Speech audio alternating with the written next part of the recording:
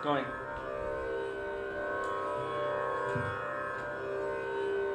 Hare Krishna, Dandavat Pranam. Dandavat Pranam. Dandavat Pranam. Srila Gurudev ki jai. Srila Prabhupada ki jai. Srila Guruvarga ki jai. Pati Pavan Sri Nityananda Prabhu ki jai. Prem Purushottam Shachinandan Gaura Hari ki jai. Shri Shri Radha Vinod Bihari Ju ki jai. Radha Raman Ju ki jai. Shri Giriraj Maharaj ki jai. Harinam Sankirtan ki jai. Hare Krishna Mahamantra ki jai. Gaura Bhaktivedanta ki jai. Gaura Premanande Hari Bol.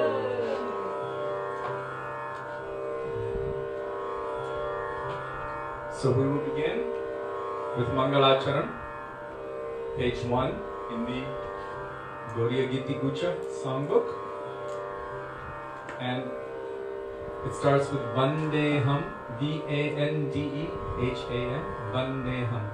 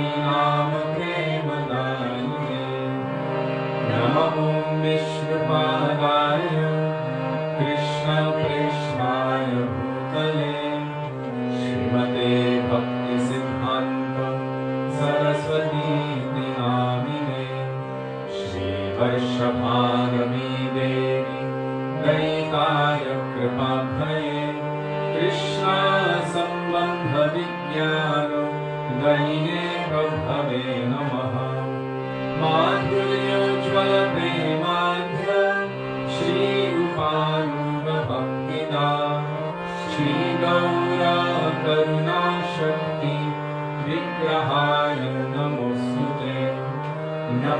Namaste Gauravani Shri Murtaye Dinakarine Rupanudam Virudhapa Siddhanta Vantaharine Namo Gaura Kishoraya Shakshat Vairagyamurtaye Vipralambhara Sandobhe Padambu Jayate Namaha Namo Bhaktivedanta Satchidananda-namine Gaura Shakti Sarupaya Rupanugaparayate Gaura Nirbhava Bhume Svam Nirdeshta Sajanapriya Vaisnava Sarvabhuma Shri Jagannatayate Namaha Kalpatarubhyascha Kripa Sindhubhyameva cha Patitanam Pavanebhyo Vaishnavebhyo Namo Namaha Namo Mahagadanyaya Krishna Prema Pradayate Krishnaya Krishna Chaitanya Namne Gauratmishe Namaha He Krishna Karuna Sindho Dinabandho Jagatpate Gopesha Gopika Kanta Radha Kanchan Namosmute Tapta Kanchana Gaurangi Radhe Vrindavaneshwari Vrishabhanu Sute Devi Pranamami Hari Priye Jayatam Surato Mango Mama Mandam Nadirgati Vatsarvasvapadam Doja Radha Madana Mohano Divyat Vrindaranyakapadumara Srimad Ratnagar Singhasanasro Shri Shri Radha Srila Govinda Deva Krishnarihi Senyamanu Smarami Shri Mandra Sarasarambhi Vamshivattatatastitaha Karsham Venu Svarargopi Gopinatha Shri Estunaha Vrindave Tulasi Devyai Priyaye Keshavasya cha Krishna Bhakti Prade Devi Satyavatte Namo Namaha Panchatattvatmakam Krishna Bhaktarupasvarupakam Bhaktavataram Bhaktakyam Namami Bhaktashaktikam Jai Shri Krishna Chaitanya Prabhu Nityananda Shri Advaita Gadadhar Srivasadi Gaura Bhaktivedanta Cheto Darpanamarjanam Bhava Mahadavagni Nirvapanam Shri Akairava-chandrika Vitaranam Vidyavadhu Jeevanam Anandam Gurivartanam Pratipalam Purnavritashadanam Sarvatma Snapanam Param Vijayate Shri Krishna Sankirtanam Hare Rama Hare Rama Hare Rama Kevalam Kadunasteva Nasteva Nasteva Gatiranyata Hare Krishna Krishna Krishna Hare Hare Hare Rama Rama Rama Hare Hare. Gurudev Kripa Bindu Diya, page 32 in the small book. And if you just wait a moment, our very dear Jiva Priya Prabhu, Jivabhavana Prabhu, will put the We'll add the bhajan into the comment section. let me just say it's really hot in Vrindavan right right now and my mind is not okay. It's only 42 degrees Celsius, 105 degrees Fahrenheit. The sun. This sun. Okay.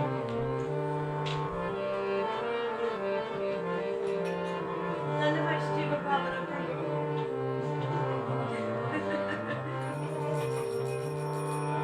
Okay, Gurudev Kripa Bindudiya. What page? Page 32. 32.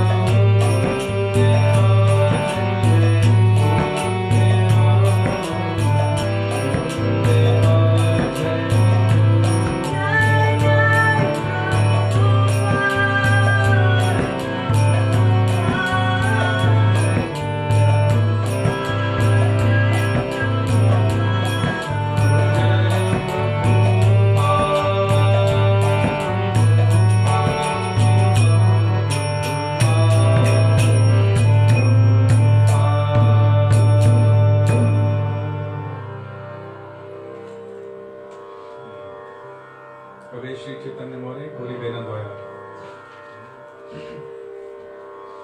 Starting with K-A-B-E, Kabe Shri Chaitanya More. And I know, although it starts with Shri Chaitanya, still that bhajan is really calling out for the mercy and grace of Vaishnavas. So that is on page 75 in the book.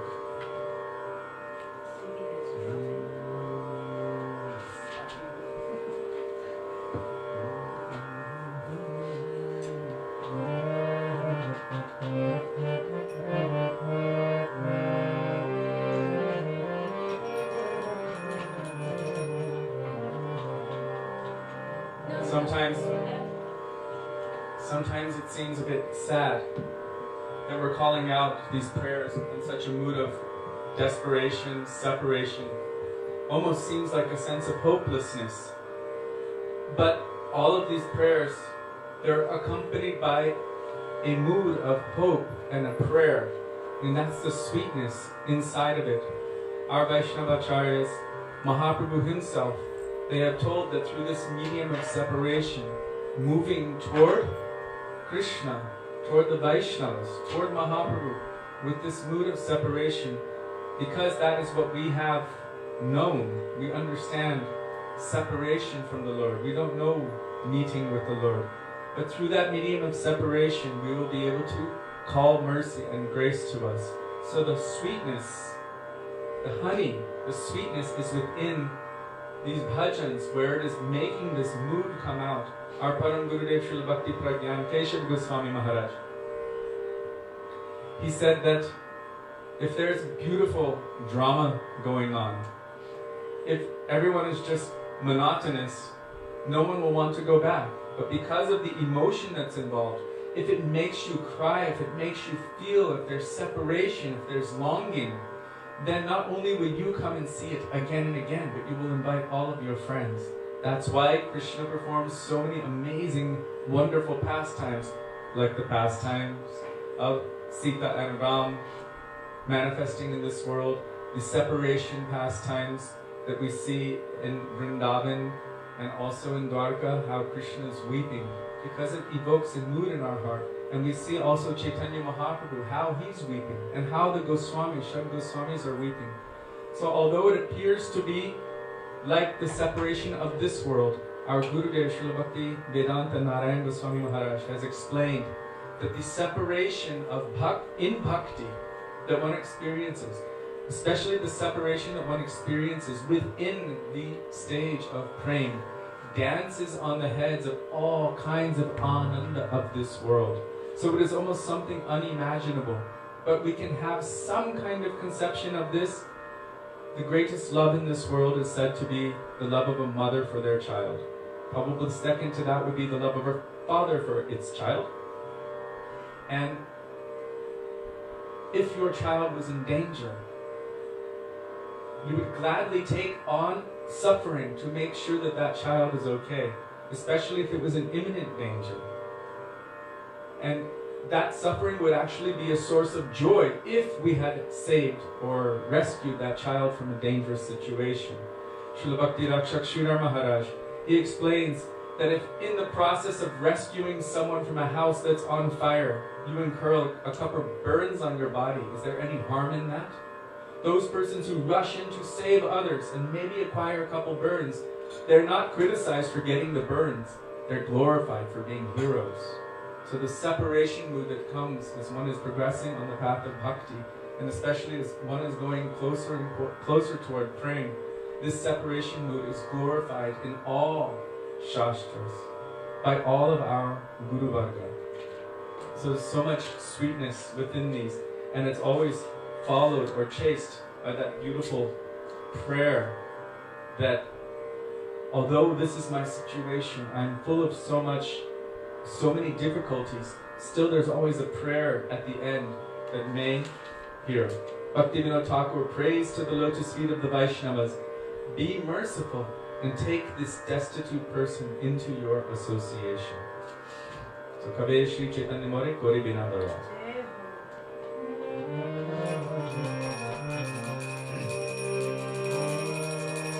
Tove Shri Chaitanya Muni Uri Meno Goya Tove Ami Pai Bhai Namo Pado Chaya Tove Shri Chaitanya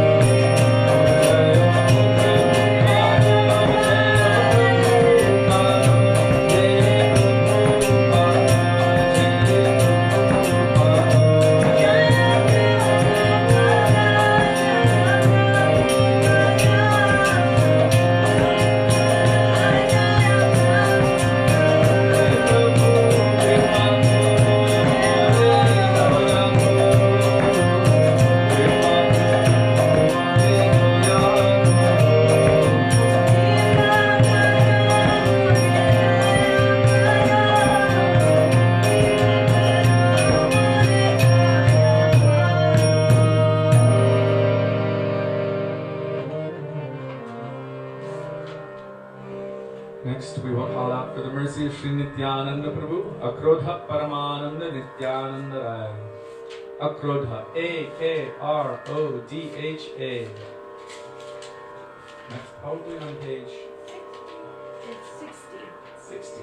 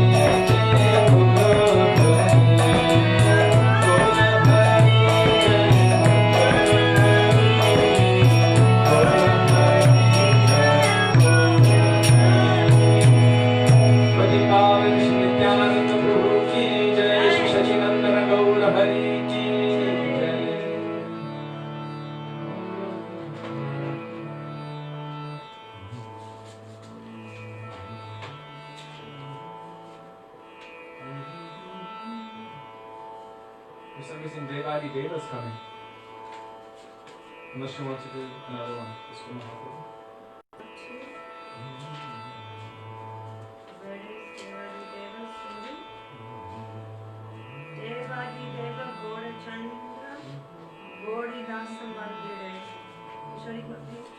I don't know. Starts with D-E-D-A-D-I. Deva Adi. Deva.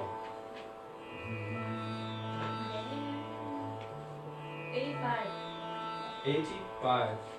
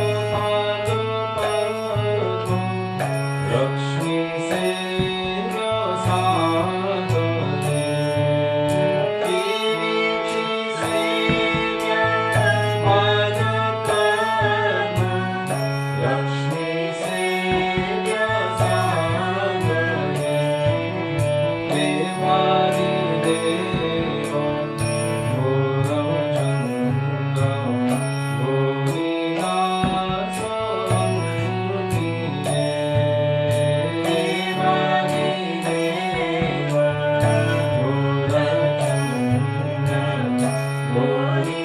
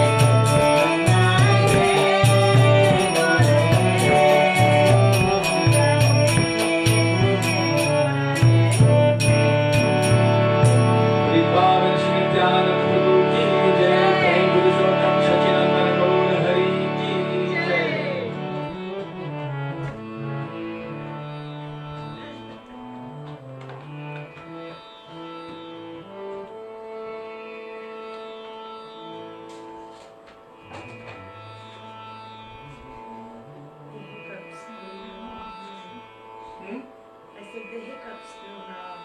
Yes.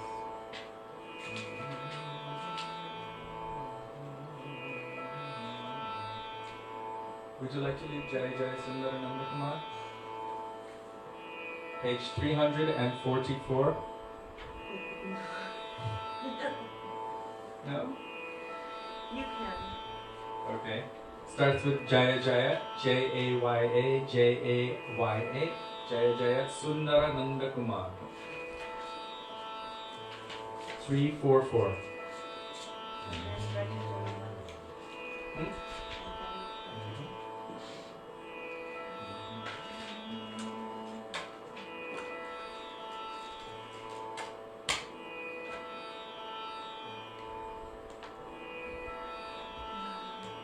Are you okay? Yeah, they're gone. It was the hiccups.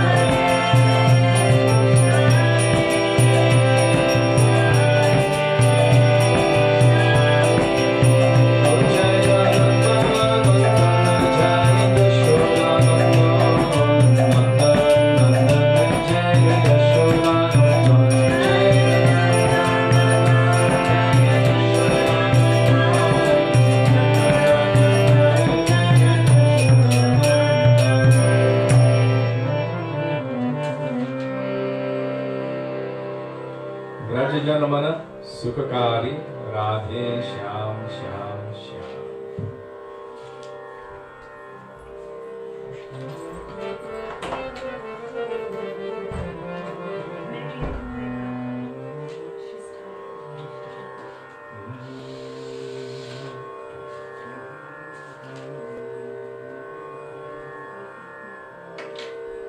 And you're leading.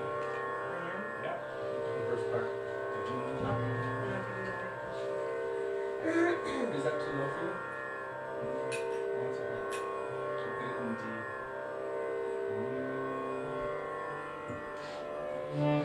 Okay.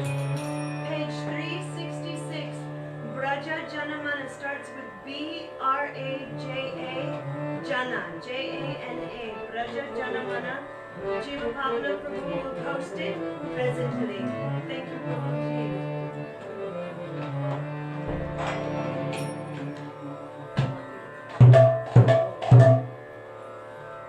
Or you take it from that.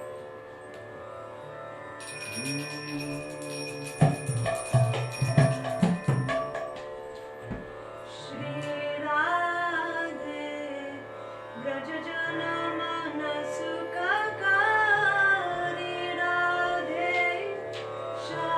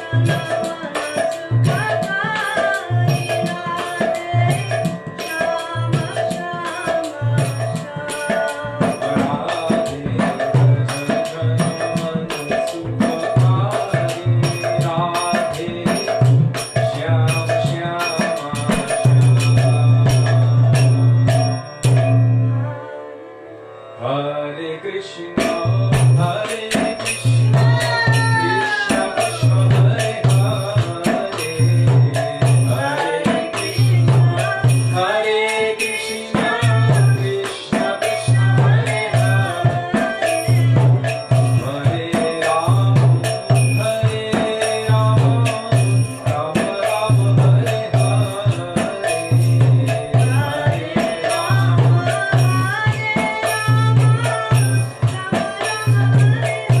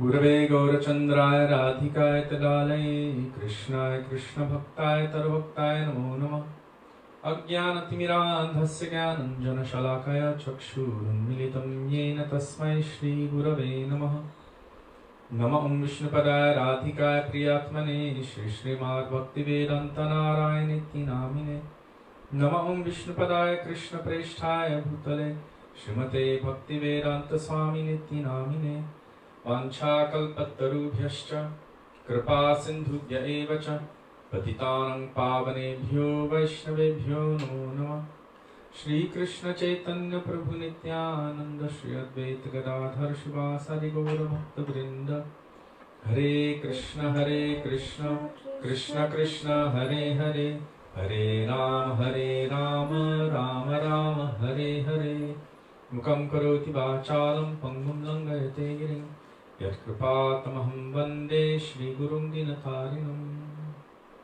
First of all, I offer my Dandavat Pranam thousands of times into the dust of the lotus feet of our beloved Gurudev, Nitya Lila Pravishna Vishnupad, astottara Shri Srimad Srila Bhaktivedanta, Narayan, Goswami Maharaj. And the same thousands of Dandavat Pranam into the dust of the lotus feet of Nitya Lila Pravishna Vishnupad, astottara Shri Srimad Srila Bhaktivedanta Swami Maharaj, Srila Prabhupada, to all of our Rupanaga Gauri Guru Varga, and to all Vaishnavas past, present and future, including all of you who are participating with us today, my Dandavat Pranam. Dandavat Pranam.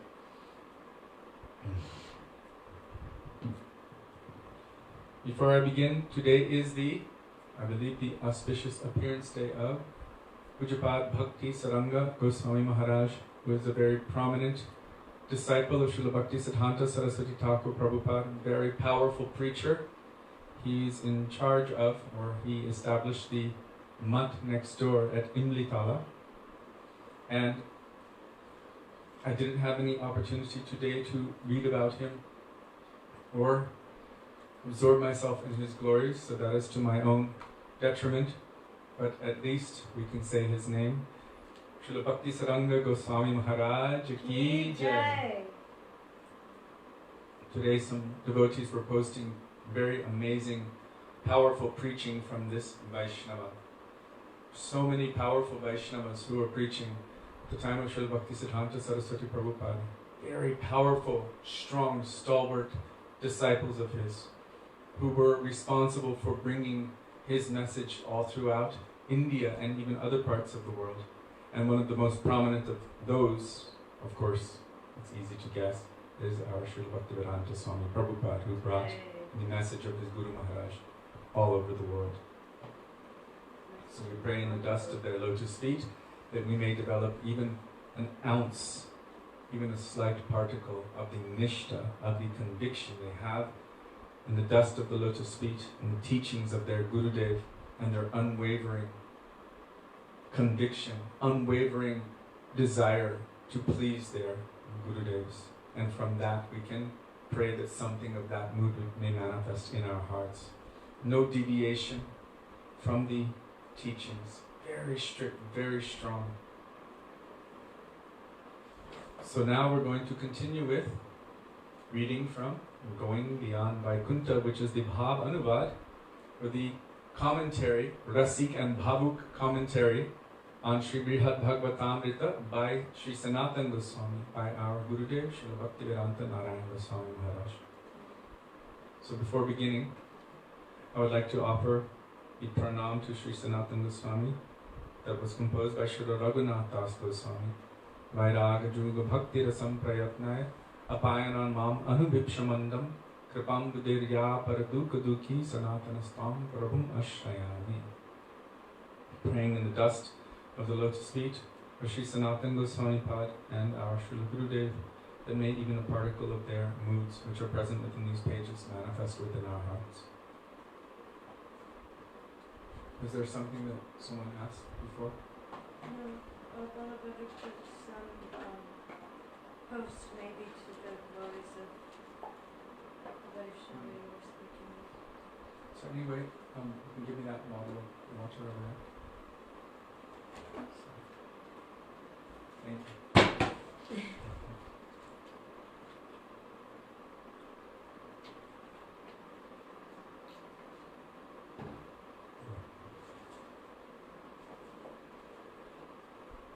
So it's been some days since we were reading from this book, but even then all of the conceptions that are present within this book have to do also with those days. Because there's also, within Sri Brihad Bhagavatamrita, there's the progression. There's two main parts. There's the part of Gopkumar's movement, and there's also the part of who is the greatest Vaishnava. And so many different aspects of bhakti have been delineated in terms of respect. What is the nature of Vaishnavas? How are their glories? What kind of respect and humility do they possess? What kind of activities do they engage in? These days it seems like anyone can do anything beyond consequence, but our Gaudiya Vaishnava Acharyas and Chaitanya Mahaprabhu, Srila Bhaktisiddhanta Saraswati Thakur Prabhupada, all of them, Bhaktivinoda Thakur, were so strict and so powerful. It is said that at the time of Srila Bhaktivinoda Thakur, just before he began very heavily preaching Shuddha Bhakti, he is the one who re-inaugurated the flow of Bhakti Bhagirati. That means the Ganga of Bhakti was somehow blocked and dammed up. How was that? It was a very dark period after the time of Vishwanath Chakravarti Thakur. Why was it considered a dark period? Because so many sahajyas were springing up. Sahajya means what? Materializing the spiritual path. Engaging in nonsense activities in the name of bhakti. It was so bad that the name Gaudiya Vaishnava was like a bad word. Bhaktivinoda Thakur had to fight to bring the dignity of Vaishnavism back into light again. So that light of Gaudiya Vaishnavism was completely covered over. At that time, before Bhaktivinoda Thakur, our Gurudev, Srila Bhaktivedanta Narayan Goswami Maharaj, and Srila Bhaktivedanta Swami Prabhupada, and so many others have told that at that time they were doing kirtan, but for what purpose? To make a little money for their enjoyment. And what were they doing kirtan for? When someone would die, they would go to that place, the funeral, they would be paid to do kirtan, and then they would follow the funeral procession with kirtan in the name of Vaishnavism, in the name of bhakti, so that they could make some money. Huh? Now it's just concerts. Yeah, now it's just concerts for money. But what would they do with that money? They would engage in all kinds of sinful activities. So everyone could see this. Oh, this is the nature of Vaishnavism. And so Vaishnava and Gaudiya became bad words. No one wanted anything to do with them. And so our Guru Varga, especially from the time of Bhaktivinoda Thakur, Bhaktisiddhanta Saraswati Thakur, all of his disciples fought so hard, and this is in relation also to Srila Bhaktisaranga Goswami Maharaj, how strong they preached and what kind of character they themselves maintained. Because Mahaprabhu says only one who is engaging in the proper achar can do the proper prachar. Prachar means the representation of their own character and example. This is actually a bona fide preacher. But these days, there's the idea that anyone can do anything, and still represent. But actually, this brings the name of Vaishnavism. This brings the teachings and the glory of our Gurudeva and our Guru Varga down. But why do our Guru Varga criticize? Or what do they say when they're criticizing? And this criticism is for the benefit of the world, so it cannot then be considered aparad. Bhaktivinoda Thakur expressed that what is aparad? Offensive. If something is for that person's benefit, for the benefit of others and for the benefit of the world, then it cannot be considered against affection. Just like screaming at a drunk person not to get behind the wheel of a car. If you yell at them and say, don't do this, is this against affection? Or is it favorable for them, favorable for all the people that he might hit, and favorable for the rest of society?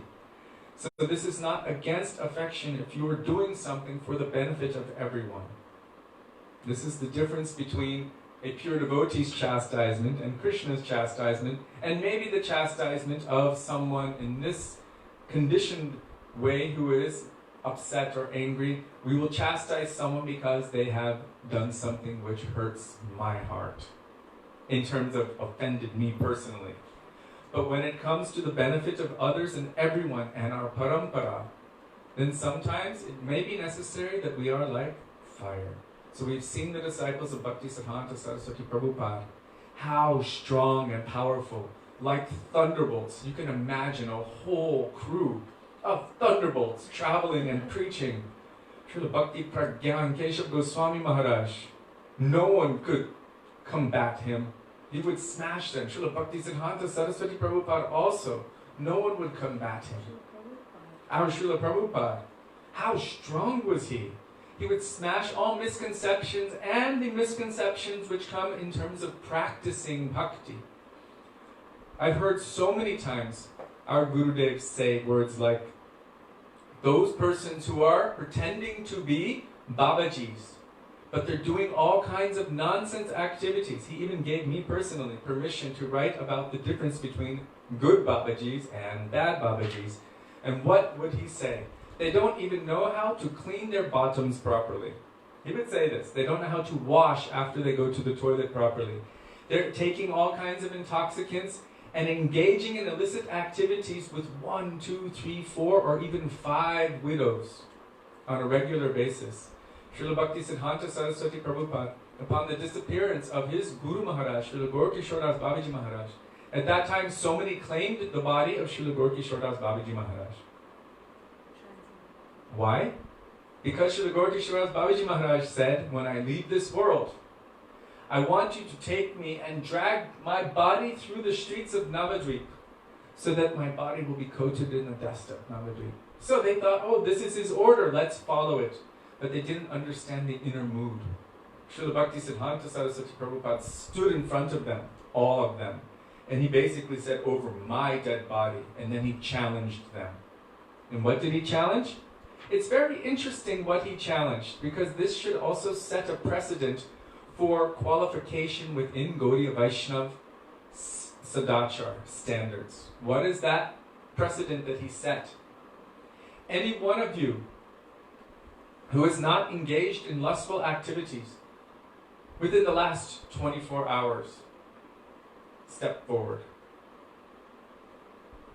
I think you started with the week. Anyway, within the last week, within the last month, no one could step forward. Maybe it went the other way. Anyway, the point was, is that this is symbolic of the nature of sahajya. What is prakrita sahajya? Materializing a spiritual thing. So we're doing all kinds of spiritual activities in bhakti, but then unable to control mundane lust. And then in the name of bhakti, being in such a high level, and others are promoting us to such a high position, what is the result? Everyone will look. This is sahajya. Oh, who is their guru? Their guru must be sahajya. Oh, their whole parampara must be sahajya. We should not be like this. The disciples of Bhaktisiddhanta Saraswati Prabhupada would never stand for this kind of behavior. They would smash it in a moment, like thunderbolts, like Lord Nrsimhadev. That's why they are called lion-like acharyas. Acharya Singharupine.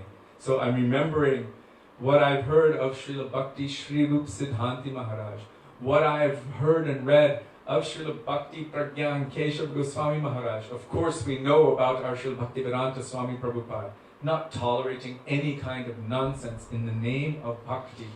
All of our... Huh? Who do you call rascals? Rascals, nonsense. Right? We would see their nature. And our Srila Bhaktivedanta Narayan Goswami Maharaj, how strict he was in his sannyas and his vows, in his dedicated service 24 hours a day to his Gurudev, not engaging in any nonsensical, mundane activities. So we should see their character and glorify those personalities who are worthy of that kind of glorification. How can they be like this? They are free from all kinds of mundane inebrities, for whom the material world holds no charm whatsoever, 100% dedicated in the service of their Gurudevs and Guru Varga, without doing any other nonsensical activities. So I was remembering Srila Bhakti Saranga Goswami Maharaj, and I was reading from him today, and I can't remember the details, but how strong he was preaching and how powerfully he was practicing. How they were such bold, powerful, warrior generals representing their Gurudev and their Guru Parampara. Every activity, every moment in dedication at the lotus feet of their pure transcendental Gurudevs without deviating. So from these personalities, we can beg in the dust of their lotus feet, please help me. You are a very powerful general. Like Raghunath Das Goswami says, when we're walking down the open road, at that time, so many dacoits will try to attack us. What are those dacoits? Lust, anger, greed, madness, envy, pride. They will come to attack us. And if we are on our own, we will be very weak. And very easily we will succumb to the power of these dacoits. So at that time, what hope do we have? Raghunath Das Goswami says at that time we should call out very loudly to these great generals on the path of bhakti.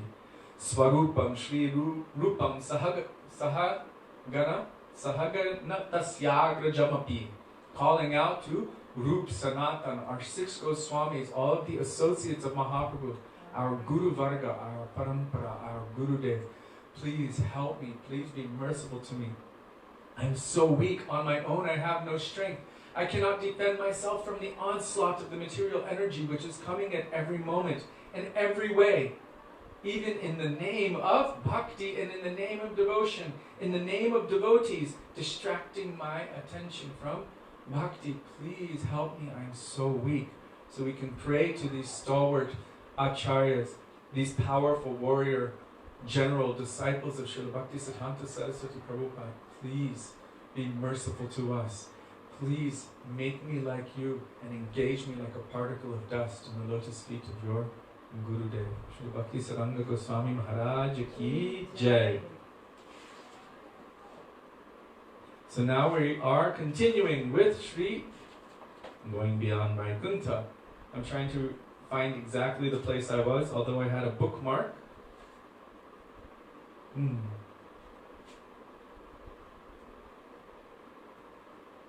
So the internal Swarup of Gopkumar had arisen, and his Gurudev had met him again. He had traveled throughout the entire universe. He had gone up to Vaikuntha, beyond Vaikuntha, but here it says he was sent from Vaikuntha back to Bhoma Vrindavan, because within Bhoma Vrindavan we will continue doing bhajan. Bhoma means worldly Vrindavan. Vrindavan established in this world.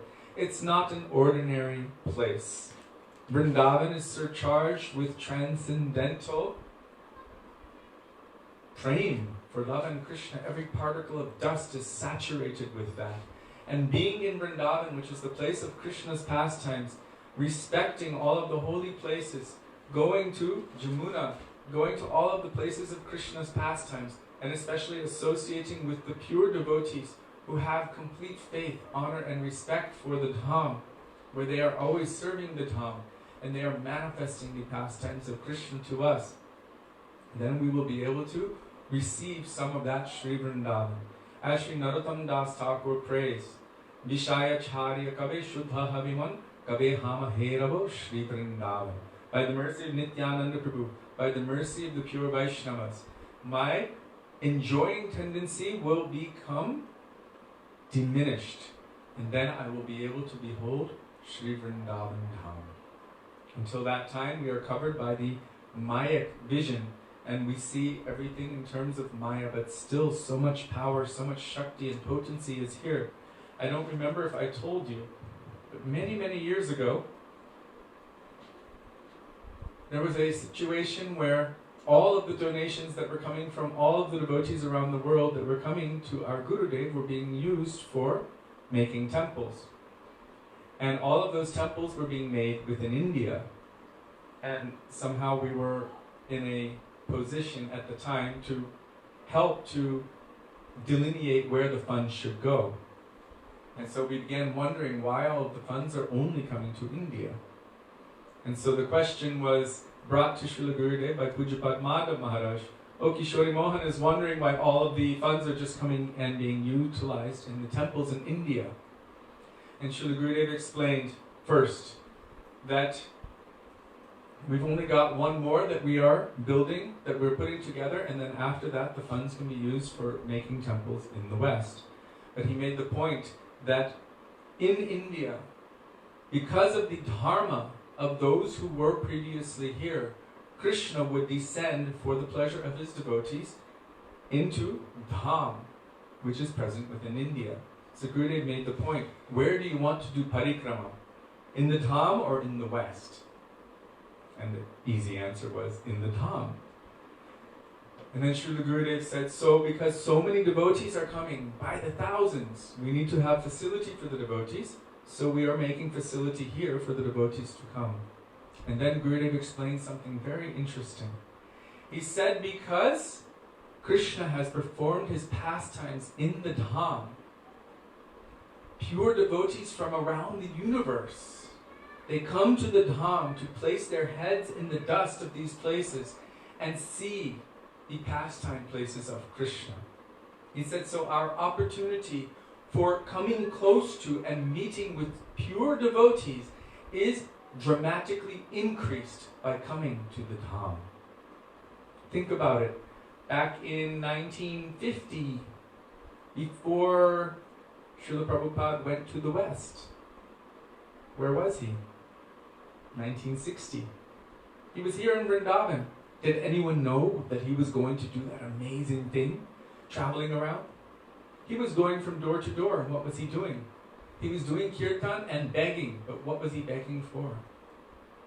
Paper and pencil, so that he could write Srimad Bhagavatam purports and Bhagavad Gita. At that time, no one knew what he was going to be, what he was going to manifest. And yet he was wandering the streets of Vrindavan, and people would come by and Radhe Radhe or Hare Krishna like this, and offer some respect.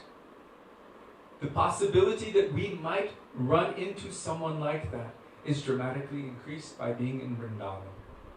So much potency is here in Vrindavan. Gopkumar came back to Vrindavan to do bhajan, because it is said that after coming back to Vrindavan and doing bhajan, from here we will have one last birth, and that is within the womb of a Brajabasi Gopi. And from that we will manifest in Krishna's Leela, in whatever Bhoma Vrindavan he's performing his Leela within any universe. And from there, when he winds up his Leela, we will enter into Apraka, means transcendental, eternal Nitya Leela with him, and also be present in all of his pastimes in all universes. But Sambandha, or relationship, begins before then, of course. Sambandha begins from the moment some Shraddha is awakened within our heart by the mercy or grace of Guru and Krishna. It might be even in any other form. Maybe one grain of prasadam has come. As Chaitanya Mahaprabhu, there's one pastime where he threw some prasadam to one dog. The dog who was following Shivananda Sen. Mahaprabhu threw prasadam. And very soon that dog left this world. But all devotees understood that by that, it was enough to release him from the clutches of this material energy. There's one story also of Srila Prabhupada, I believe. My father must have been telling. He said that Prabhupada had a rasgulas, and he would go like this, and the dogs behind were taking that. And then very soon, no one saw those dogs anywhere. We don't know what these pure devotees are doing. Just by their glance, by their presence, prema atoms are emanating, and by their presence and their glance, anyone who comes into their vicinity, liberation is guaranteed to those personalities. So much transcendental potency comes within the Dham, and especially by being in the presence of the pure Vaishnavas. So Gopkumar's guru told him that your favorite deity, your Ishtadev, is Gopal, and you are worshipping him in the mood of fraternity. This is friendship mood. So he's diagnosing the intrinsic, inherent, eternal nature of his soul in relationship, sambandha, with his Ishtadev. Who is your Krishna? Not everyone's Krishna is the same.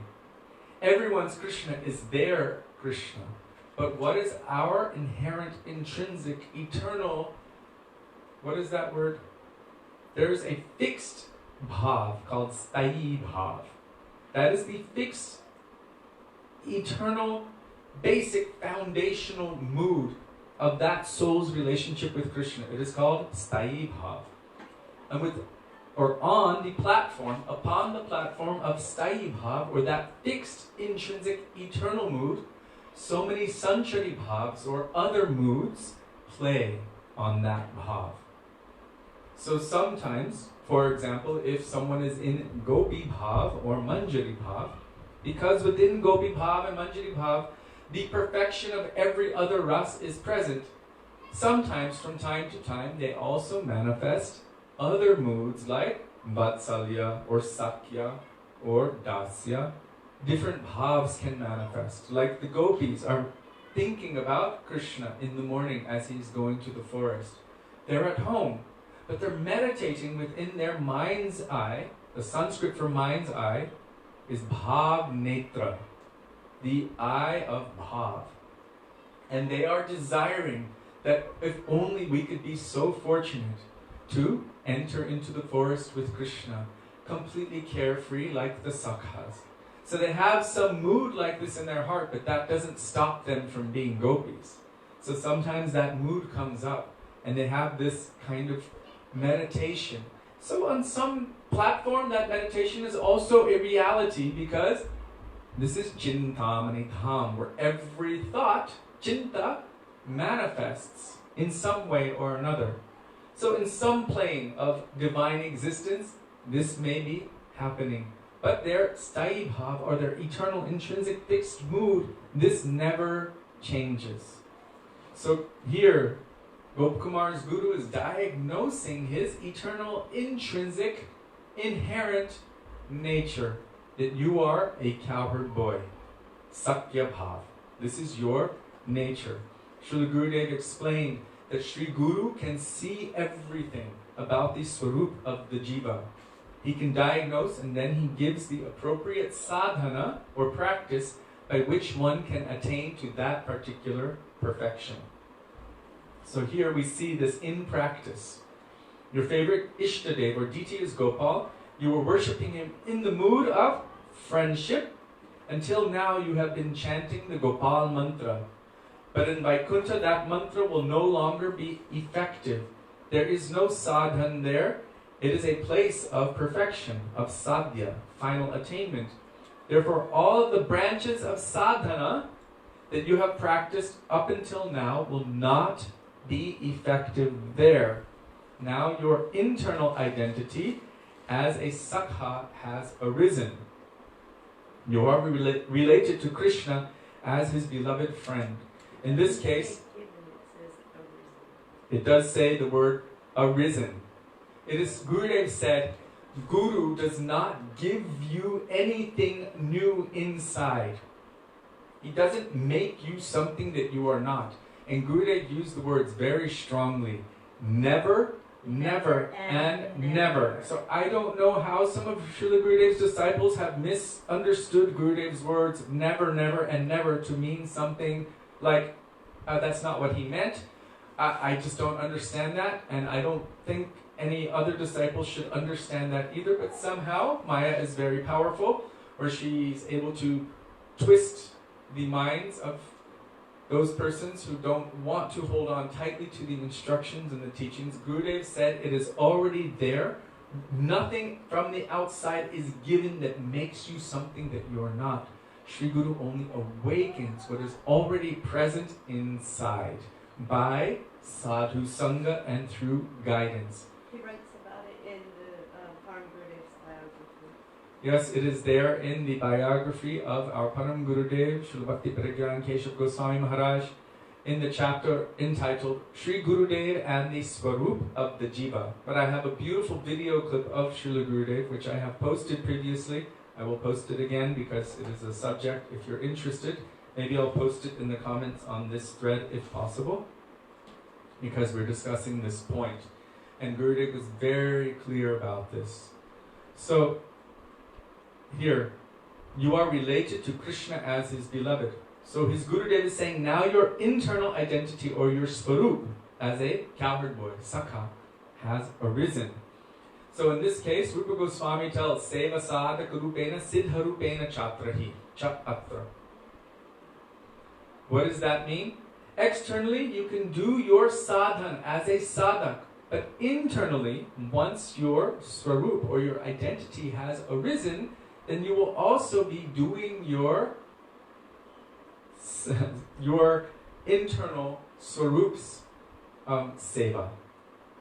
Like Rupa Goswami on the outside, he's chanting Harinam and doing what appears to be external sadhan. But what is he doing on the inside? Who is Srila Rupa Goswami? Shri Rupa Manjari Pada Semora Sampada. Shri Rupa Manjari. Always Nikunjayuno Ratikeli Siddhyai Yayali Bhir Yuktirapekshaniya. Serving Radha and Krishna very intimately within the Nikunjas of Vrindavan. So externally doing sadhan, internally in Siddha Bhav doing the Siddha is Swarup, Siddha Swarup Seva to Radha and Krishna. So the mantra had cleansed all kinds of anarthas and aparads from Gop Kumar's heart and established his eternal relationship with Bhagavan. Again, the mantra which he was chanting cleaned all of the anarthas and aparads from his heart and established his eternal relationship with Bhagavan. This is such an exalted achievement. So we should not underestimate the power and the potency of the mantras that Sri Guru has given us at the time of Diksha. The eternal relationship with Krishna that we achieve in our hearts will be in whichever rasa we find tasteful. So here's a sentence which seems to show that whatever I like, then I will become. Except if I'm only following the path of what I like, this is diametrically opposed to anya bhilashita shunyam jnana karmadhyanavrtam anukulena krishna anushilanam bhaktir uttamam. What does he like? What is for him? What is for his pleasure? If I'm following the path of what I like, then how is it the path of Krishna's pleasure? So this is something to consider. There's one bhajan by Srila Narottam Das Thakur in which he states, in this bhajan, which is mentioned in that conversation in Param Gurudev's biography, in that chapter that I already mentioned, where he's saying, whatever one is contemplating in the state of sadhana, they will attain in the state of siddha, or perfection. But what should we contemplate in the state of sadhana? So once again, I will tell you, when I was very, very young, in nursery school, the devotees came and they asked all of us little children, what do you want to be when you go back to Krishna Loka? All of the young boys, they said, cowherd boys, Bhima, Hanuman. All of the young girls were like, gopis, queens.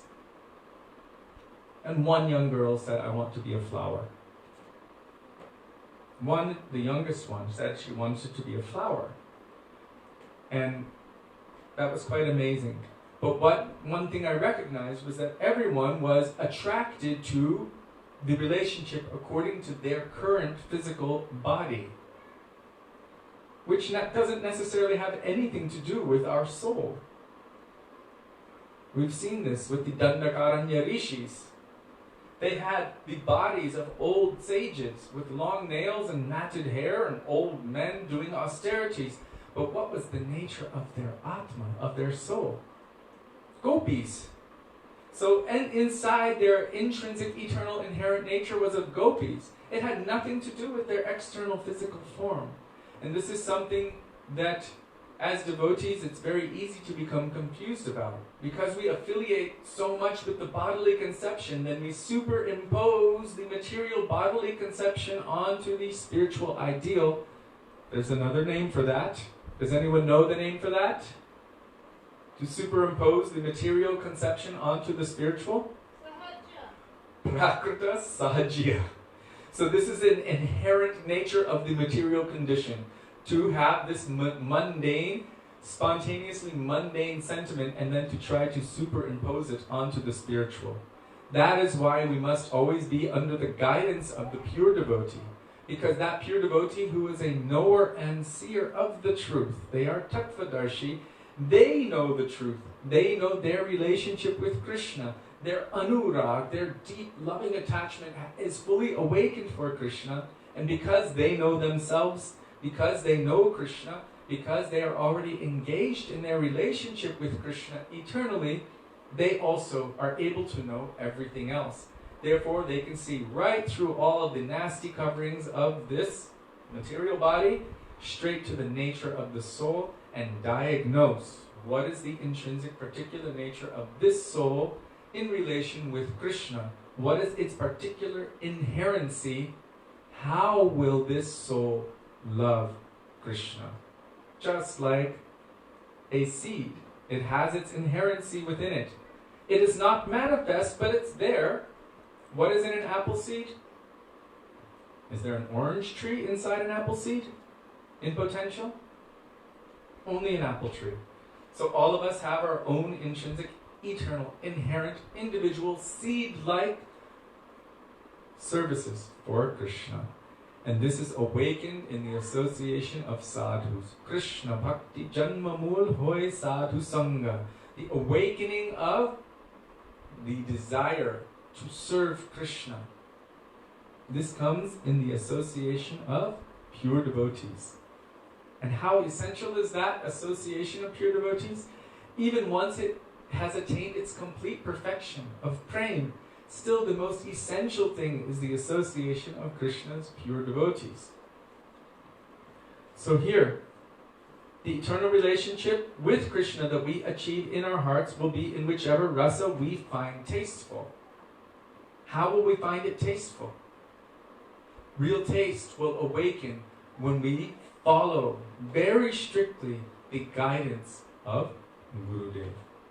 How will we even come to Shraddha, Nishta, Ruchi? Ruchi means taste. How will we come to that? How will we even come past Anartha-nivritti without being under the guidance of a pure Vaishnava?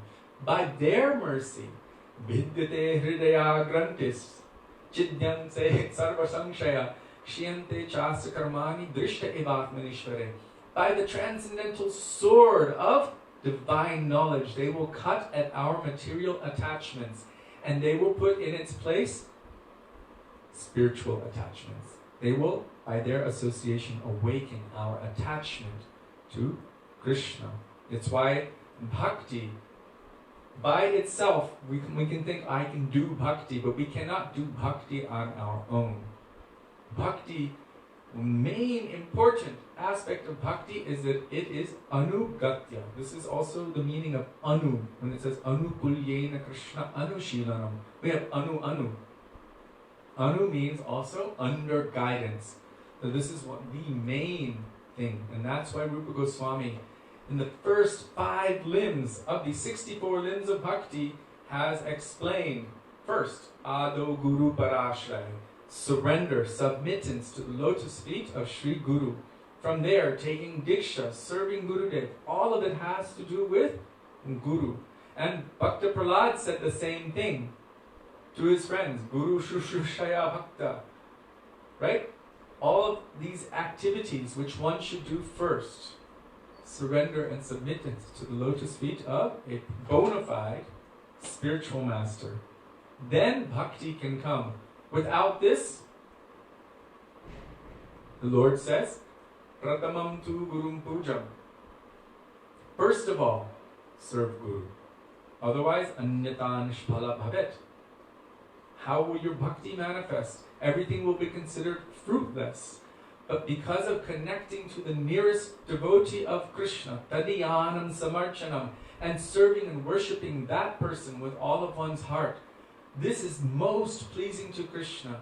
And because that personality has imprisoned Krishna within the core of their heart by their love, Chorangraganyam Purusham Namami, as Bilvamangal Thakur says, I will forever capture you within the prison of my heart and I will never let you go. Krishna is always residing within the hearts of his pure devotees. Tomara hridaya sada govinda vishram. Then Krishna says that my devotees are my life and soul. Govinda kohina mama Vaisnava param. That's why Bhaktivedanta Thakur, he prays. Krishna say Tomar, O Vaisnava Thakur, O Vaisnava, O Gurudev, Krishna is yours. Because they possess Krishna, and Krishna consents, accepts to be possessed by them because of their love and affection, then they also have the power to give Krishna. That means to awaken bhakti in our hearts for Krishna and to place Krishna in our hearts. Krishna dite paro, you can give Krishna. Tomara shakati ache. This is your power and potency. So that is why we must hold very tightly to the lotus feet of the pure devotees of the Lord, who are completely 100% devoted in service to Krishna. This is the most essential aspect of the path of bhakti. And from this, everything else will be manifest naturally, spontaneously, and even easily. From sadhu sangha comes all other aspects of bhakti. In sadhu sangha, you will do nam kirtan. In sadhu sangha, you will do bhagavat shravan. In sadhu sangha, you will do mathura vas, residing in Brajmandal. In sadhu sangha, you will do Shri Murtir Shraddhaya Sevan, worshipping the form of the Lord with faith and affection. Everything will take place under the guidance of sadhus. But if we miss that part, then we might be like a boat or a ship without a rudder. Very easily we can run across any coral reef. When we used to live in Fiji, you could see that many big ships got stranded on coral reefs. And what happened? Years later, 20, 30, 50 years later, they're still there as a big bucket of rust. They've been trapped and they cannot move forward, and then they're neglected, they are left behind. So it is so essential to take shelter of Sri Guru, the pure Vaishnavas, and the pure devotees in order to cross over this ocean of birth and death. Mahatpada punya yashomurari bhavambudir vatsa padam param padam padam param yadvi padam natesham. Mahatpadam punya, by serving the great personalities, by bathing in the dust of the lotus feet of the pure devotees, Mahatpada rajobhishekam, by bathing ourselves in the dust of the feet of the pure devotees. By this process, then we will be able to start to ascertain or understand transcendental subject matters. Chaitanya Mahaprabhu said, there are 3 substances which are extremely powerful. And our Gurudev said, even if you've lost all inspiration and enthusiasm on the path of bhakti, still these substances are so powerful, they can reverse that. And honestly, during that class, I remember I was so tired, I was spacing out. I was dozing off. This was in Paderborn, Germany. And I was dozing off. And he said, even if you've lost all enthusiasm and movement on the path of bhakti, if you take shelter of these substances, then that can be reversed. And I woke up, okay, he's speaking to me now. What is that? Bhakta pada dhulya ar, bhakta pada jal, bhakta bhukta avashesh, tin mahabal. These 3 substances are extremely powerful. Tin mahabal. What is that? The dust of the lotus feet of Krishna's pure devotees. 2. The water which has washed the lotus feet of Krishna's pure devotees. And 3. The remnants of the foodstuff of Krishna's pure devotees. How powerful are these substances? How powerful. So to be under guidance and to take advantage of these powerful substances that can change everything. Millions of anarthas, millions of lifetimes of anarthas can be washed away by being in sadhu sangha and taking advantage of the benefits of that sadhu sangha. By this, Krishna Prem will gradually awaken in our hearts. So we will develop taste by being under guidance. And what kind of guidance is that? You should follow this particular sadhan going toward your particular Ishtadev. Okay, so I will do my sadhan, I will keep my mind on the goal, If we do not have a goal, then where are we going? So the goal, Gurudev generally, according to Shastra, at the time of Diksha, gives an indication of that goal. And all of the activities that he engages us in are for the attainment of that particular goal. Whenever we would go with our Srila Gurudev on parikrama, when we would go to Govardhan, Radha Kund, or anywhere, or do any sankalpa, take any vow, like before parikrama begins, either at Vishram Ghat in Mathura or at Keshi Ghat in Vrindavan, Gurudev would tell us, don't have any other desire. You should only pray for your goal. If you pray for the attainment of your goal, then everything else will come in order to bring you to that goal. But if you don't have your goal fixed, then where are you going to go? You can go anywhere and you can be lost for a long, long, long time. So he wanted us to have our goal fixed, our goal set. And he actually spent a lot of energy impressing this idea upon us within our hearts. Fix your goal first. I already gave you the example of myself in university. I didn't fix a goal first. I took 4 years of classes. After 4 years, I never graduated because I didn't have a goal. I just took a lot of classes to fill up my units. So a little bit of tennis here, a little bit of piano there, racquetball over here, swimming over there, singing over there, a little math, a little Spanish. But I did not focus on those classes which were necessary to attain a particular goal. And after 4 years, I had a lot of information, but no credential. So this is an example of having no goal. But those who have a goal, within a short time, if they are fixed, they will do everything which is necessary to attain that goal. And very quickly and very powerfully, they can attain that particular goal. So Gurudev really impressed this upon us. So I was speaking about that because it says, whichever rasa we find tasteful. Whichever rasa we find tasteful. But we will find tasteful, ultimately, only that rasa which is inherent within us. As we've already seen with Gopakumar. He went to so many different places, and after some time, he was excited, but then he went, oh, that's not for me. And then he went to the next place. Oh, I'm not feeling it here either. And he went to the next place. And finally, what was inside him awakened enough that his Gurudev confirmed, this is your rasa. So ultimately, you will only find your inherent eternal rasa to be the most tasteful. Whatever that rasa is. If you happen to be a tree in Goloka Vrindavan, that will be your perfection. And you will find that to be the most tasteful thing. You won't want to be anything else. Maybe as a sanchari bhav, but your sthayi bhav, your fixed mood will say, no, this is perfection. Because that is who you are. That is your intrinsic eternal nature. And that cannot be changed. Otherwise, Krishna's words in Bhagavad Gita would be made wrong. He says that the nature of the soul is immutable. That includes its own intrinsic nature. Who I am. That is self-realization. How is that awakened? Through the process of Harinam. Sri Chaitanya Mahaprabhu tells it in the very first verse of Shikshashtakam. And Srila Bhaktivedanta Thakur explains it very beautifully. Cheto darpana marjanam bhava mahadavagni nirvapanam.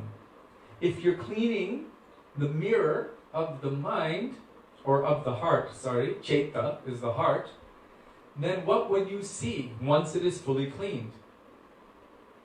You won't see all the external stuff, all of the dirt and the filth. You will see your real self, your true nature, by the potency of Harinam, in the association of Vaisnavas, by the potency of our mantras, which help to bring our Harinam to its fruition. By that, we will understand who we are. So in this case, Gopakumar had come to that point where he was finding a particular bhav tasteful because that is really intrinsically who he is. It's not about what I like in material conditioning. In the state of material conditioning, I like so many things. Somebody might be a fighter, so they'd be like, yeah, Nishingare, I'm a fighter. Right? And then they'll go, oh, wait a second, Ram, because I like bows and arrows. And then they'll go to Dwarkadish, and then Vaikuntha Narayan, and then maybe this way and that way and that way, based on the whim of the moment. But that's not necessarily the sthayi bhav, or the fixed mood of the soul. So the next sentence Srila Gurudev says, as long as we do not possess pure attachment to Krishna, our bhajan will not be pure. So here, this is a confirmation that even our taste, which direction we might tend to go in, this also won't be pure. That's why we must always be in the guidance of sadhus. Srila Bhaktisiddhanta Saraswati Prabhupada, he explained that he said we are so small and so weak that the very moment that we are not in sadhu sangha or under guidance of Guru Vaisnava, that moment we can easily be pulled by Maya. Even the jewels which we have already received within our hand, very easily we can lose those if we're not in sadhu sangha at every moment. Then the question comes, but how can I be in sadhu sangha at every moment? I'm locked in my house in England, or in Australia, or in Russia, or wherever you are. We're locked in our places. How can we be in sadhu sangha at every moment? Srila Bhakti Pragyan Keshava Goswami Maharaj explains that we must always endeavor to follow the moods and the teachings of our Gurudeva and Guru Varga. As often as possible, we should be under their direct guidance and in their direct association. But if we cannot be, then we must take Shastriya Sadhu Sangha, shelter of their teachings in the form of Shastra, in the form of scripture. This is also one form of Sadhu Sangha. But because we tend to take a passive role with Shastra, they still come and explain Shastra to us. We've seen this personally in the life and teachings of our Srila Bhaktivedanta Swami Prabhupada. He didn't just send his books in a trunk from India. He himself traveled around the world. And what did he do? He didn't say just read the purports. He also gave his own lectures and commentaries on his own purports, showing by his own example how beneficial and powerful and necessary sadhu sangha is. He didn't just say, good luck everyone, books print yourself and distribute them yourself. No, he himself went. He inspired the devotees.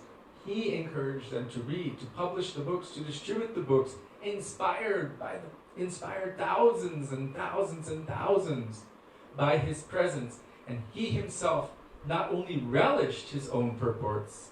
Why? Because they weren't his. He said himself that he was astonished sometimes to read and hear them. Why? Because they are from Krishna. And he would read them and become so enthusiastic by that he himself lectured on his own purports. So he himself is showing the benefit of sadhu sangha as an example. Because in all of his books, what does it say? Sadhu sangha, necessary to associate with Vaishnavas. But in the absence of that association, then we take shelter here. Now what happens if I'm taking shelter of Shastra and Srila Prabhupada comes next door to give a lecture? Or Srila Gurudev, or any great Vaishnava Acharya for that matter. What should I do? Should I stay here and read on my own? Or should I run there and take shelter of the possibility of receiving their direct mercy, the dust of their lotus feet, and hearing their words? This question should come up. Which is considered more at that time? If I were to remain here and just be absorbed myself and not go and honor and listen to that sadhu, then I would be making aparad to that sadhu. Srimad Bhagavatam tells us, Dharma snunishtita pungsam vishvakshena katasuya notpaded yadiratim shrama eva hi kevalam. All of the activities that one performs if it does not increase within our heart a desire or an attraction, rati, for hearing the katha of Krishna, Vishvakshena Kathasuya. Vishvakshena Kathasuya. If it doesn't bring about that attraction of hearing Harikatha from the lips of those personalities who are Tattvadarshi, if any activity that we're doing on the path of bhakti does not awaken that within our heart, then we should question it. Bhagavatam says it is Shrama eva hi kevalam, only so much hard, useless labor. This was the commentary of our Gurudev, Srila Bhaktivedanta Narayan Goswami Maharaj, on the second verse of Srimad Bhagavatam. You will find it in the book Secret Truths of the Bhagavatam. There he's speaking on this point. Even all of our activities in bhakti, what to speak of any other activity, it should inspire within our heart an attraction for hearing the Harikatha, the glorification of Krishna. And if you think about it, what are all his devotees doing? What are the gopis doing? They're gossiping to each other about Krishna. They're speaking about Krishna. This is Krishna Katha. This is Hari Katha. Hari means one who steals. What does he steal? He's stealing your heart by hearing about his names, forms, qualities, and pastimes. That is why all pure devotees come here and they speak about Krishna for that particular purpose, to inspire that rati, that attraction in our hearts. And by reading the books, this should also inspire within our hearts, if the opportunity manifests that I can somehow receive the association or the service of any pure devotee, then by reading this, I will want to run there. One of the things I remember of my father's remembrances of Srila Prabhupada that he would tell. He said they were in Dallas at the time, and Srila Prabhupada had come there. And that time they engaged all of the young Gurukul children in reciting Brahma Samhita. So all of them recited Brahma Samhita in a very beautiful way, and all of the devotees, hundreds and hundreds, were thinking, my God, they have come from the heavenly planets, they're like demigods, how beautiful is this? They have come from Vaikuntha, Vaikuntha children. At the end, Srila Prabhupada asked, do they know the meaning? And the devotee said, oh, well, we haven't gotten that far yet, Srila Prabhupada. And then Srila Prabhupada made a comment. He said the test of all of their education, is that when they see a sadhu, they will fall flat like a stick at his feet. This is the test of all of their education. So this should be the test of all of our education as well. Our chanting, our reading, all of our activities in bhakti, that when a real sadhu manifests in front of us, we will fall flat like a stick at their feet and receive the nectar which is emanating from them. I just wanted to share that with you. It's one of the things that I remember the most, one of those memories that he was really impressed with in his heart that he shared with me. And it also impacted my heart deeply by hearing that. So here,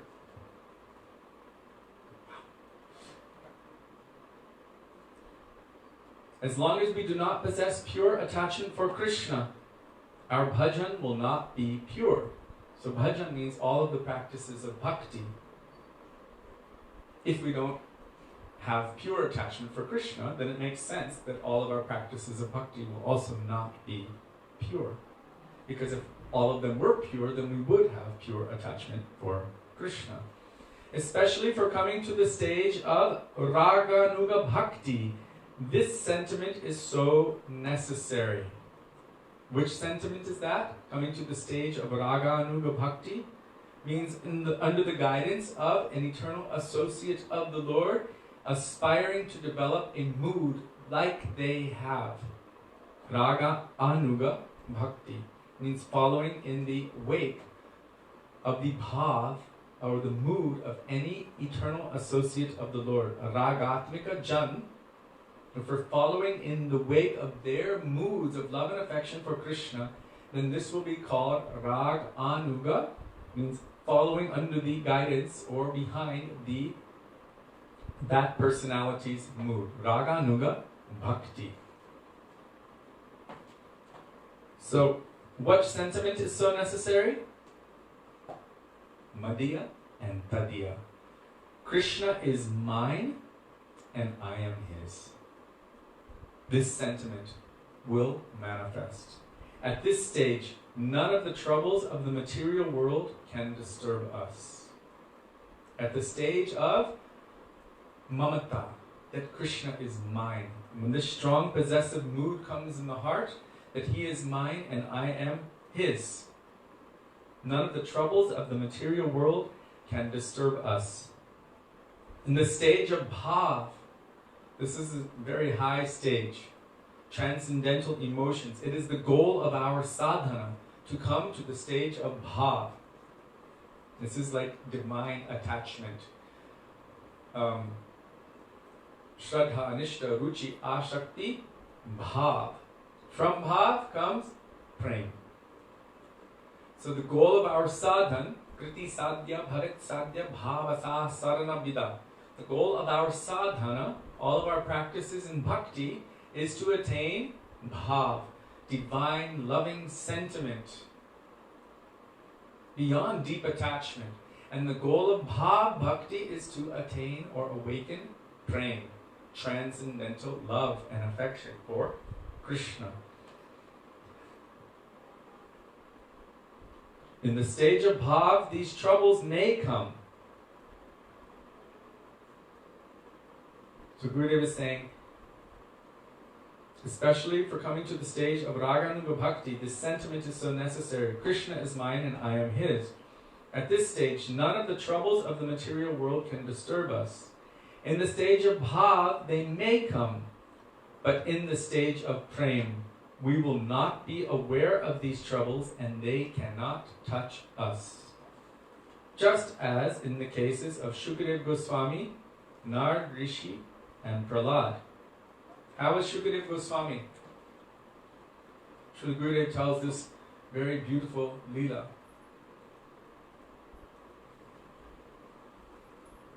It was published as a little booklet in 1995 or 1996. It was entitled Shriya Shuka. And it can be found in one of the Puranas. There's Praman evidence for it. I can't remember, but I remember years ago asking Pujapad Bhaktivedanta Maharaj, and he provided the name of this scripture where this is found.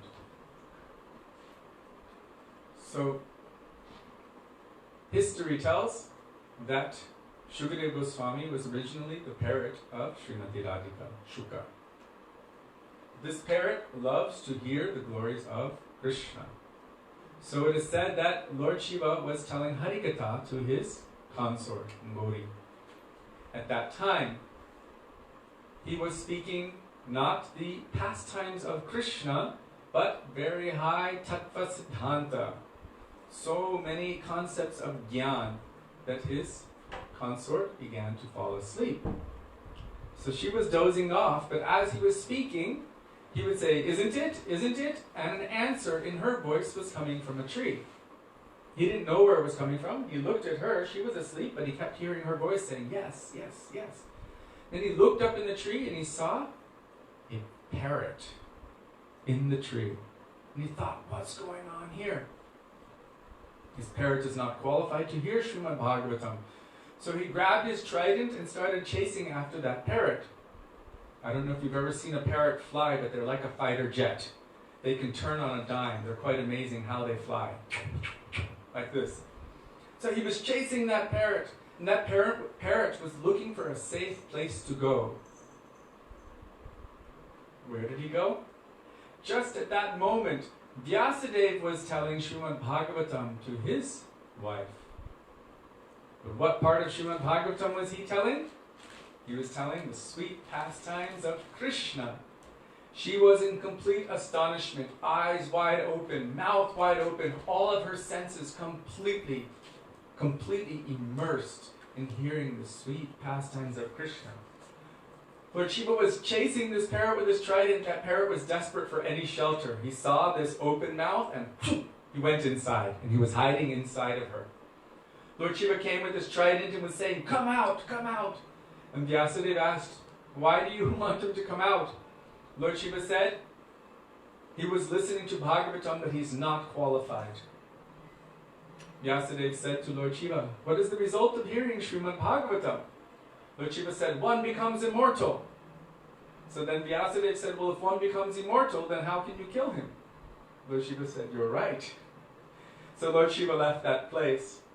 But this Shuka, parrot, remained within the body of the wife of Vyasadeva for a very long time. Why? Vyasa was telling him, come out, come out. And he said, no, I do not want to be disturbed by the material energy. Like Srila Gaura Babiji Maharaj. He did not want to come out of the public latrine. He preferred that place to the stench of the material energy outside. So then Vyasadeva promised him, I promise if you come out, this was 16 years later, I promise if you come out, the material energy will not touch you. So what happened? By his potency, Shukadev manifested as a 16-year-old youth. And he went walking toward the forest. At that moment, Vyasadeva said, oh my son, oh my son. But Vyasadeva had already told Shukadev, the material energy will not touch you. When he was saying, oh my son, this is a material relationship.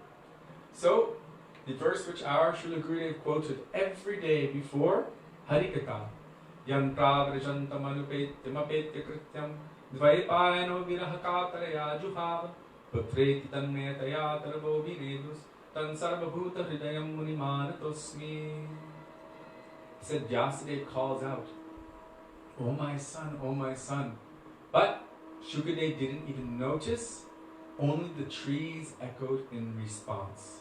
Shukadev was completely indifferent to all material things. He was quite naked and completely undisturbed by anything in the environment. What changed his consciousness? It is said that at that point he was in the role of a Brahma Jnani. What changed him? When he again heard Vyasadeva speaking the beautiful glories of Krishna. This attracted his heart.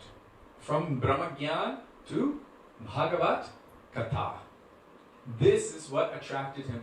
And he never saw Vyasadeva as his father. But at that point he accepted him as his guru. And then he heard Srimad Bhagavatam from Ved Vyas. So in this case, Gurudeva is saying that Shukadev goes, for these personalities in that stage, these troubles and all material things, nothing can touch them. There is nothing that can disrupt or touch them because they have experienced that higher taste, because they have seen the truth. Then the material world holds no charm for them whatsoever. So we will end here and continue tomorrow. Srila Gurudeva ki jai, Shri Sanatan Goswamipada ki jai, Shri Brihad Bhagavatamrita ki jai, going beyond Vaikuntha ki jai, Gaura Bhaktivedanta ki jai, Gaura Premanande Hari Hari Bol.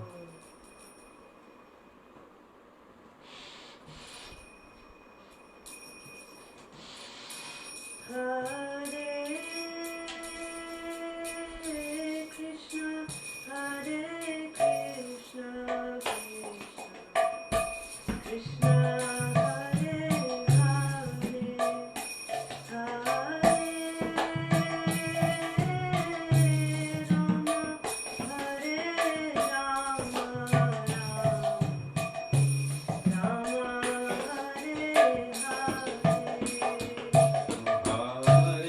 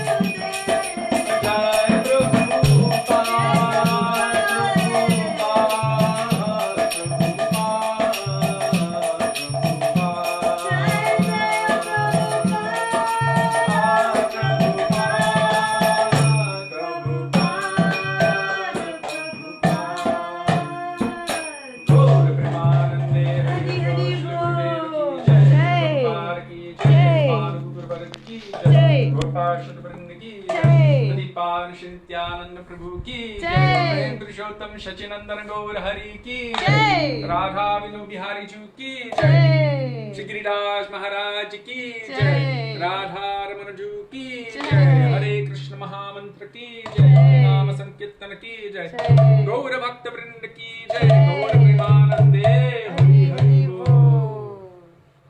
Govinda Dao Dharmadavete, Govinda Dao Dharmadavete, Govinda Dao Dharmadavete, Govinda Dao Dharmadavete. Radhe Radhe Radhe, Jai Jai Jai Shri Radhe. Radhe Radhe Radhe, Jai Jai Jai Shri Radhe. Radhe Radhe Radhe, Jai Jai Jai Shri Radhe. Shri Vrindavan Hari Lal ki Jai. jai, Jai Shri Radhe, Jai Jai Shri Radhe, Jai Jai Shri Radhe. Shyam. Thank you very much for your encouragement and your participation. We look forward to being with all of you tomorrow. Dandavat Pranam. Dandavat Hare Krishna. Pranam, Hare Krishna.